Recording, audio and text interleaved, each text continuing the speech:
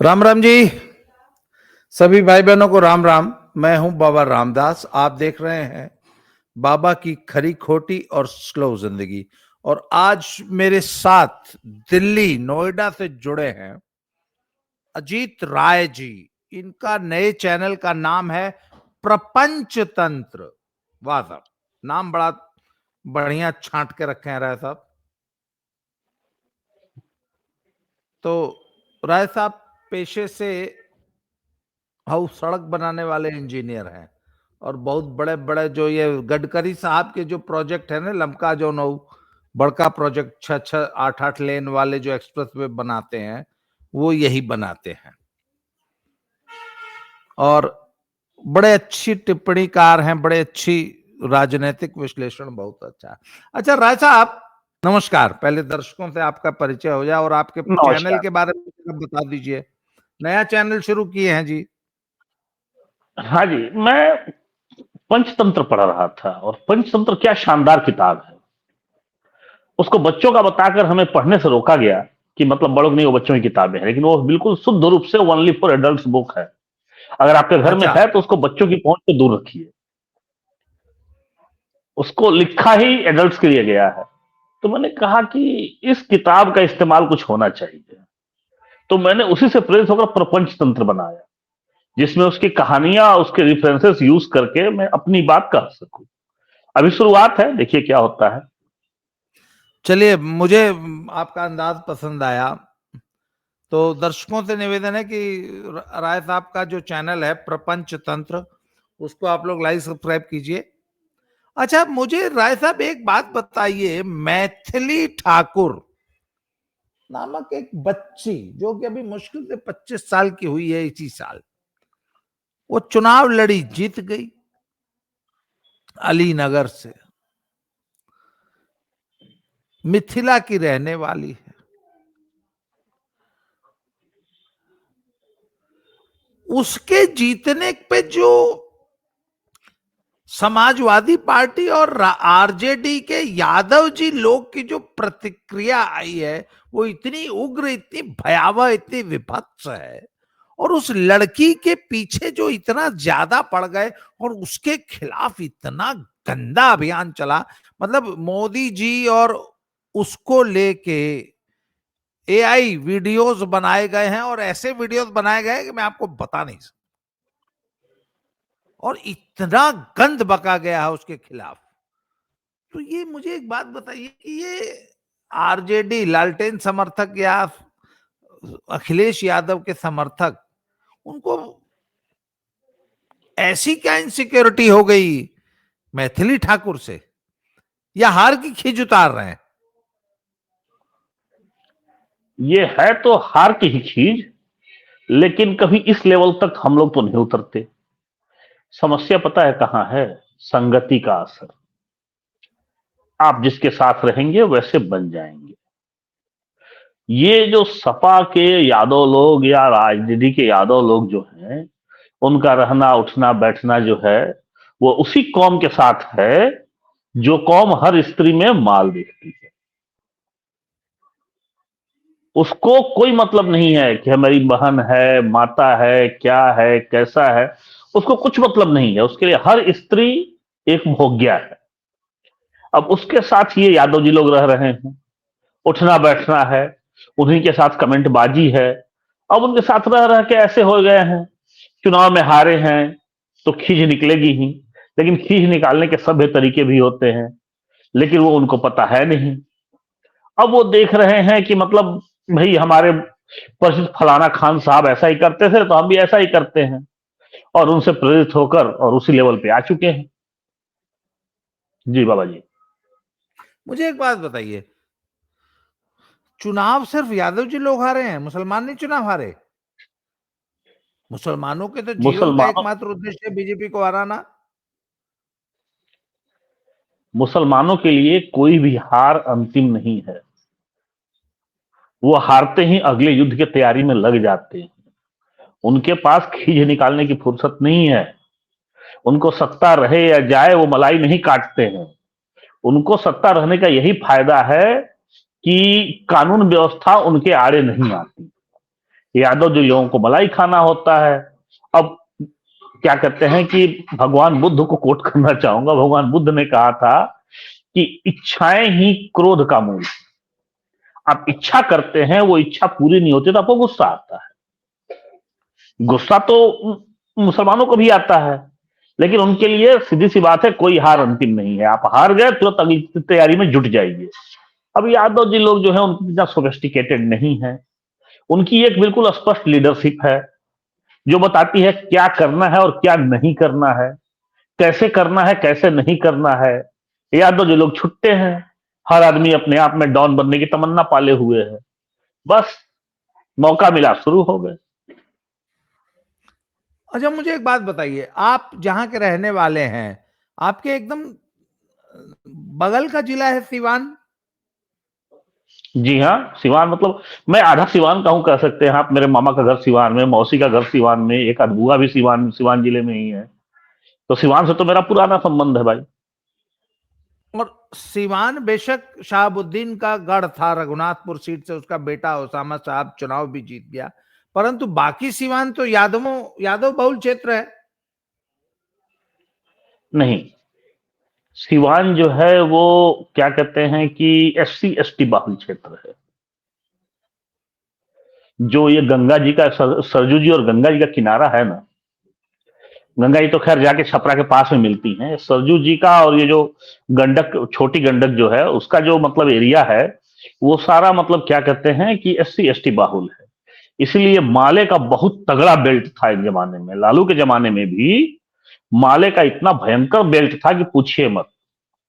शहाबुद्दीन जब अपने चरम पे थे तो वो कैसे जीत जाते थे? क्या यादवों के वोट से जीतते थे? नहीं। जो ये क्या सवर्ण जो है, भूमिहार ब्राह्मण और राजपूत, इनके वोट से जीतते थे। अभी ओसामा साहब कैसे जीत गया? जिस बेल्ट में वो चुनाव लड़ रहा था वो राजपूत बाहुल है श्रीमान, और राजपूतों के वोट से जीता है। पता है क्यों? हम आप शहाबुद्दीन को गाली दे सकते हैं, लेकिन आज भी सिवान जिले में सवर्णों के घर पर बैठ के आप शहाबुद्दीन को गाली नहीं दे सकते। एक बार मैंने दे दिया था तो मेरा होस्ट बुरा मान गया था, उसी दिन उसका घर छोड़ना पड़ा था मुझे। कारण, उसने कहा कि अगर शहाबुद्दीन ने समय पर एक्शन नहीं लिया होता तो मेरा खानदान खत्म हो गया होता। ये जो माले बेल्ट थी वो सीधा मतलब सवर्णों को जान से मार देना था उन्होंने। शहाबुद्दीन ने उनकी रक्षा की। शहाबुद्दीन ने माले के खिलाफ लड़ाई की। आपने ये नहीं सोचा कि दक्षिण बिहार में रणवीर सेना खड़ी हुई, और रणवीर सेना जो है माओवादियों से लड़ी, माले वालों से लड़ी। क्या सिवान और गोपालगंज में माले वाले नहीं थे? वहां पर रणवीर सेना क्यों नहीं पैदा हुई? क्योंकि सिवान में शहाबुद्दीन थे और यहां क्या कहते हैं गोपालगंज में सतीश पांडे थे। इन्होंने सिंगल हैंडेडली उनको हैंडल कर लिया। तो शहाबुद्दीन का बेटा अगर चुनाव जीत गया है ओसामा रघुनाथपुर से, तो इसमें राजपूतों का ही सबसे बड़ा योगदान है, विशेषकर सिसोदिया राजपूतों का। क्योंकि उनका मानना है कि आज हम जीवित हैं, अपने घर में हैं, अपनी संपत्ति के साथ हैं, तो शहाबुद्दीन की वजह से। और ये बहुत बड़ा मतलब क्या कहते हैं सेंटिमेंट है, और ये सेंटिमेंट बहुत दिन तक मतलब चलेगा बाबा जी। अच्छा, पर बाकी सीटों पे क्यों फिर आरजेडी का सफाया हो गया, या शहाबुद्दीन का जो प्रभाव है वो रघुनाथपुर के बाहर क्यों नहीं दिखाई दिया इस चुनाव में? क्योंकि जो सवर्ण जातियां हैं वो शहाबुद्दीन की इंडेप्टेड हैं, लालू यादव की नहीं। सिंपल सी बात है। ओसामा में साहबुद्दीन दिख रहा था, वोट दिया। जहां, आपको पता है दरौली एक विधानसभा क्षेत्र है वहां पे, दरौली। लगातार पिछले 5 या 6 बार से सीपीआई-एमएल की सीट थी, सत्यदेव राम जीत रहे थे। मुझे बचपन का भी याद है कि जब मैं जाता था तो शिलापट्ट लगे होते, कामदेव सत्यदेव राम ने इसका उद्घाटन किया। वो बंदा इस बार हार गया है, और हराया किसने है? मैथिली ठाकुर से थोड़ा ही बड़ा होगा वो लौंडा जिसने उसको हराया है। तो परिवर्तन तो जबरदस्त हुआ है सर। अच्छा, माले का इतना पराभव क्यों हुआ फिर बिहार में इस चुनाव में? सर, माले का ही नहीं, माले जो है आरजेडी से मिलकर चुनाव लड़ रही है। तो जब एक गठबंधन गिरता है तो सब साथ गिरते हैं। पिछली बार उठे सब साथ उठे थे, जाहिर सी बात है। अच्छा, मुझे एक बात बताइए, यादवों ने इस बार क्या आरजेडी को वोट कम दिया, नहीं दिया, क्या चक्कर हुआ? अखिलेश इतना सर घबराए क्यों है? यादव बहुत टूटे हैं सर, इसीलिए अखिलेश मतलब बिल्कुल परेशान से घूम रहे हैं। यादव बहुत टूटे हैं, 40-50% तक टूटे हैं सर। क्यों? ये जो क्यों? सर यादव जो हैं, वो भले लालू यादव को पसंद करते हो या इधर अखिलेश यादव को पसंद करते हो, लेकिन धर्म के विरुद्ध नहीं जाते, वो धार्मिक लोग होते हैं। और क्या कहते हैं कि इस बार मतलब जो राहुल गांधी ने जो छठ पूजा को प्रोपगेंडा बता दिया, नाटक बता दिया, ड्रामा बता दिया, वो बहुत लोगों को बुरा लग गया। और फिर तेजस्वी यादव जो फ्लाइट में मछली खा रहे थे नवरात्रि में, और सावन में मटन जो राहुल गांधी के साथ खा लिए, ये सबको बुरा लगा था। और उसके बाद इन चुनाव के टाइम हेलोवीन मनाते हुए लालू यादव दिखे, बर्थडे काटते हुए ड्राइंग रूम की वीडियो वायरल हुई, पीछे जीसस क्राइस्ट की मूर्ति और मदर मैरी की मूर्ति है। तो मतलब यादव लोगों के दिमाग में भी ये बात आ रही है कि अब ये यादव नहीं रहे, ये क्रिश्चियन हो गए। और ये बात बहुत तेजी से फैल रही है। तो इसका नुकसान अखिलेश को क्यों हो रहा है? सर ये संक्रामक बीमारी है। यहां के यादव टूटेंगे तो वहां के यादव भी टूटेंगे ही टूटेंगे। इलेक्शन में आपको पता ही है, खरबूजे को खरबूजा रंग बदलता है, सिंपल सी बात है सर। और चूंकि जो वो भी कम थोड़ी है, आज तक रामलला के दर्शन करने तो नहीं गए, उन्होंने पाल रखा है उसको, मौर्या को। और मौर्य हमेशा कुछ ना कुछ मतलब चैन से तो बैठता नहीं है, कुछ ना कुछ उल्टा पलटा बोल देता है। तो भाई अपने आदमियों की करनी कौन भुगतेगा, कोई और भुगतने तो नहीं आएगा ना। आपको याद होगा कि बिहार चुनाव पिछले या उसके पिछले बिहार चुनाव के पहले मोहन भागवत ने आरक्षण पे कुछ बोल दिया था। तो उस 2015। करनी की हाँ, तो उस करनी की सजा जो है भाजपा ने भुगता था ना सर। तो आप करेंगे तो भुगतेंगे। अब देखिए अयोध्या में अवधेश जीत गए। अब जीत गए तो अयोध्या के राजा अवधेश हैं, अयोध्या के राजा अवधेश हैं। अयोध्या वालों को बुरा लग गया। अब विधानसभा उपचुनाव हुआ, उनके बेटी कितनी बुरी तरह से हार हो गई। भाई अयोध्या वासी भगवान राम का अपमान बर्दाश्त नहीं करेंगे। अवधेश एक ही है, भगवान राम। बस वही बात है श्रीमान। अच्छा, मुसलमानों का जो वोटिंग पैटर्न रहा सीमांचल में या उन 4-5 जिलों में, पप्पू यादव के जिले में सफाया हो गया, जीरो हो गए, गठबंधन को एक को सीट नहीं मिली। आरजेडी और कांग्रेस से ज्यादा वोट ओवैसी ले गए मुसलमानों का। इसका कोई स्पिल ओवर आप यूपी में देख रहे हैं? नहीं, यूपी में ओवैसी का कोई मतलब, हालांकि इस संगठन छोटा मोटा हर जगह है, लेकिन चुनाव के टाइम वो इम्पैक्ट नहीं कर पाता। कम से कम नहीं गोरखपुर नहीं, क्षेत्र में तो बिल्कुल। ओवैसी ने जो मुद्दा उठाया कि भैया हम लोग क्या सिर्फ दरी उठाएंगे। हाँ, ये जो भाषण हैं ये सुनने में अच्छे लगते हैं, लेकिन चुनाव का टाइम आके मतलब देखिए, राजनीतिक रूप से मुसलमान बहुत जागी हुई कौम है, बहुत समझदार कौम है। कब वोट करना है कब नहीं करना है, जब तक ओवैसी जीतने की सिचुएशन में नहीं होंगे, ओवैसी को कोई वोट नहीं करेगा। हाँ, जीतने की सिचुएशन में आ गए तो चाहे मतलब अखिलेश यादव जो है अपना क्या कहते हैं खतना करा के आके खड़े हो जाएं कि हम भी कबूल कर लिए हैं, तो भी उनको वोट नहीं मिलेगा। अगर ओवैसी जीतने की सिचुएशन में हो तो सारे वोट ओवैसी को ही जाएंगे। ठीक है, उसमें शंका मत रखिएगा। अगर पश्चिमी बहन जी पश्चिमी से यूपी में हाँ जी।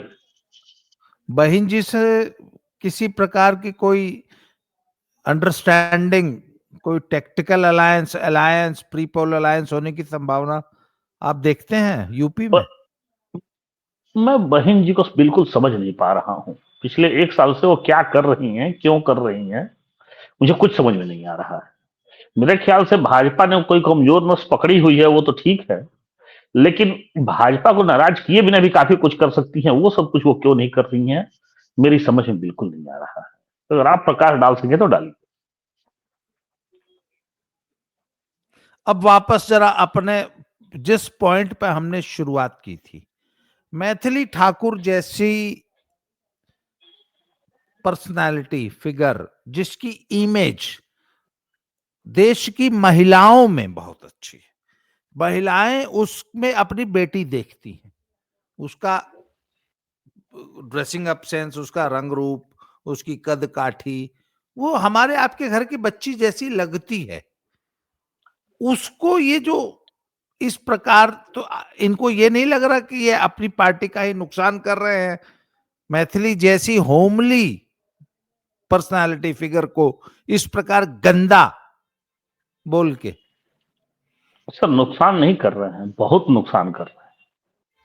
उनके घर वाले ही मतलब उनको क्या कहते हैं कि पसंद नहीं करेंगे इस चीज के लिए, बाकियों की तो बात ही छोड़ दीजिए।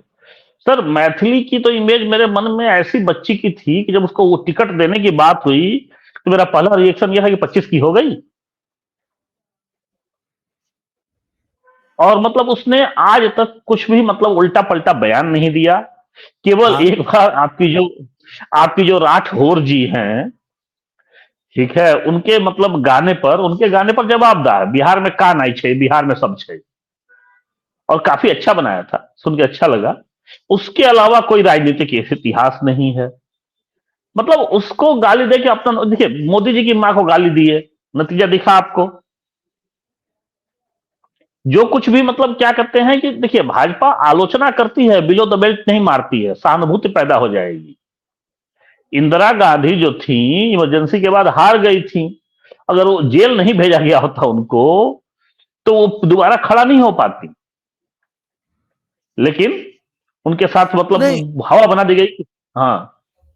पीछे सोशल मीडिया पे ऐसे कई सारे आए हैं, मीम्स आए हैं। अब वो अखिलेश ने दिया है कि नहीं दिया, ऐसा इंस्ट्रक्शन पता नहीं है। सोशल मीडिया में चला है कि भैया पीडीए में चूंकि सवर्ण नहीं है, इसलिए पीडीए से अचानक पीछे हट गए और पीडीए की नई परिभाषा दे दी अखिलेश ने। हाँ, ये तो हुआ है, देखा मैंने। हैं? हम्म। और हम्म। राजीव रंजन के उस वीडियो को शेयर किया कि मैं जहां जाता था 5-6 रैलियों में, आरजेडी आरजेडी के 5,000 समर्थक जब सड़कों पे उतरते थे तो इतनी गुंडागर्दी, इतना उत्पात करते थे सड़क पे कि जंगल राज की याद ताजा हो जाती थी, और 5,000 की जगह 10,000 वोट जो है विपक्षी का बढ़ा देते थे। इस ये वीडियो तो को अखिलेश ने अपने वॉल से शेयर किया और कहा डिसिप्लिन में रहो। और उसके बाद एक और सोशल मीडिया पे चला पोस्टर कि सवर्णों के खिलाफ किसी किस्म की बयानबाजी तत्काल प्रभाव से बंद की जाए। और फिर मैथिली ठाकुर, ठाकुर की लड़की है ना हम्म। सर? भूमिहार है। ओह, ठाकुर है यार। हम लोग यूपी में ठाकुर। कुछ नहीं जानते। अच्छा, एक्चुअली मेरे ससुराल वाले भी ठाकुर लिखते हैं ना, सीपी ठाकुर भी भूमिहार हाँ थे, हाँ, इसलिए अंदाजा वो सब लगाया मैंने। ठाकुर है। आप भी ठाकुर हैं। सवर्ण है ना? सवर्ण है ना? हाँ।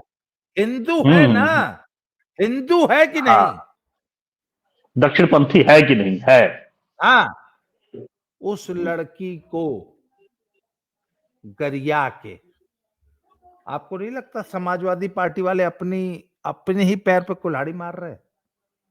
अखिलेश का सर हो बहुत बड़ा सकता है नुकसान कर रहे 2-3 मुकदमे भी हो गए हैं, हो सकता है कि 2-4-10 लोगों को पार्टी से निकाला भी जाए अनुशासनात्मक कार्रवाई के नाम पे।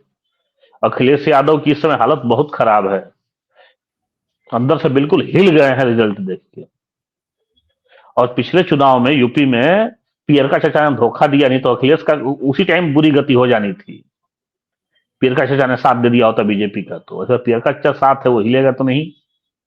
ठीक है। हैं। नहीं नहीं, इस बार देखिए, इस बार बिहार में एक और बड़ा खतरनाक काम हुआ है, अभी उसकी समीक्षा नहीं हम्म। हो रही है। सहनी जी हम्म। चले गए, ओटवा नहीं गया। निषाद वोट पूरा हम्म। बीजेपी के साथ इंटैक्ट रहा।